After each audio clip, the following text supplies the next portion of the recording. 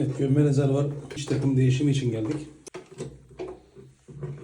Her tarafında kireç var, görüyorsunuz.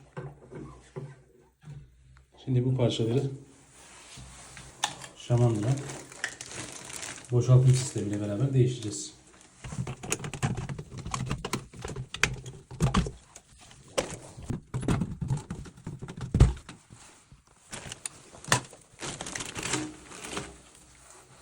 Bu ürünle bütün kireci kırıyoruz.